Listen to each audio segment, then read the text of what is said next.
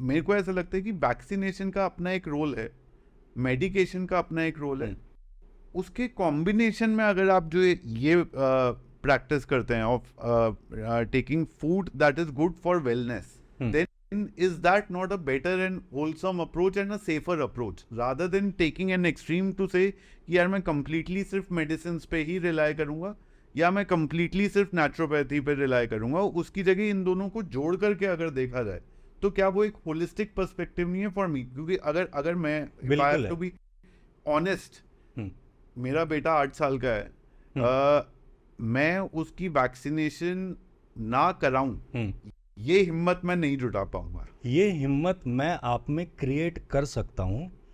और मैं व्यूअर्स को ये बताना चाहूँगा कि दुनिया में आज तक एक भी ऐसी वैक्सीन नहीं बनी जिसका कोई एविडेंस हो कि इससे किसी एक इंसान को कोई फ़ायदा पहुंचा है। मैं ये बोलना चाह रहा हूँ कि अगर किसी को स्मॉल पॉक्स की वैक्सीनेशन की बात करते हैं, स्मॉल पॉक्स की बात करें, मेनिंजाइटिस की बात करें, आप टाइफाइड की बात करें, कोई भी जिसके मतलब टाइफाइड का तो वैक्सीन कभी आई नहीं। हाँ, वायरस अपने नेचुरल साइकिल में आता है और कुछ समय बाद वो अपने आप चला जाता है।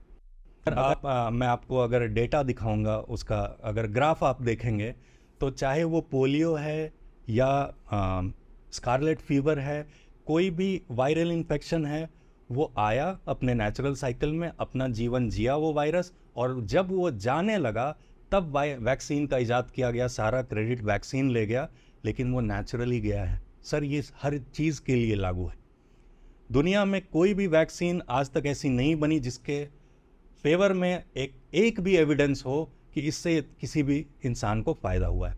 अगर मैं अपने प्रैक्टिकल एक्सपीरियंस को आपके साथ शेयर करूं, मेरे बहुत सारे ऐसे क्लाइंट्स हैं, मुझसे मिलने से पहले एक बच्चा था उनका, उनको सब वैक्सीन पड़ी, और जब दूसरा बच्चा हुआ बात समझ में आई, एक भी वैक्सीन नहीं पड़ी। और अब जब 3-4 साल बीत गए हैं तो सर मेरा बड़ा वाला बेटा बीमार हमेशा रहता है और बेटी को तो कोई वैक्सीन नहीं दिलाया, कभी बीमार नहीं पड़ती। अपनी बात मैं करूं, मुझे कोई वैक्सीन नहीं पड़ी है, and the last time I got fever was 23 years ago.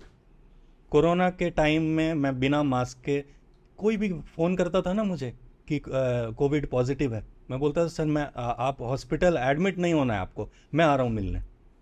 उनके घर में उनकी वाइफ, उनके बच्चे, उनको क्वारंटीन करके अलग रूम में, मैं जाता था सीधा उनके बिस्तर पे, मास्क हटाइए सर, मैंने भी मास्क नहीं पहना, आधा घंटा मैंने बात की है, मैं आया हूँ, मुझे तो नहीं हुआ कुछ। तो फिर जैसे मैंने शुरुआत में बोला था ना, it is all about faith. कहते हैं if you think you can और if you think you can not, you are right both the veg.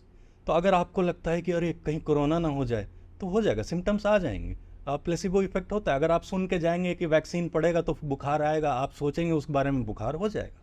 School में मैंने इस एक्सपेरिमेंट को किया है। जब मैं 7th स्टैंडर्ड में था तो मैंने कहीं पे पढ़ा था कि किसी को बोल दो कि तुमको बुखार है तो उसको बुखार हो जाता है। तो एक बच्चे को हमने, हमारा ग्रुप, एक बच्चे को हमने पकड़ा और बारी बारी से हम 4 दोस्त उसको लंच ब्रेक में 5-5 मिनट के इंटरवल पे, अरे तुम्हारी आंखें लाल है, कहीं फीवर तो नहीं है, क्या हो गया, तुमको बुखार है क्या, कोई छू के देख रहा। And after the recess he went to the dispensary और थर्मामीटर लगाया गया, 101 बुखार था उसको। मतलब कहते हैं प्रत्यक्ष को प्रमाण किया। जब मैंने थ्योरी देखी, उसको प्रैक्टिकल किया, तो प्लेसिबो इफेक्ट मैं बहुत बचपन से देखता आ रहा हूँ। तो ये ज़रूर होता है। तो इस बात को मैं बिल्कुल भी नहीं मानूंगा कि कोई भी वैक्सीन काम करती है, सब डर का व्यापार है।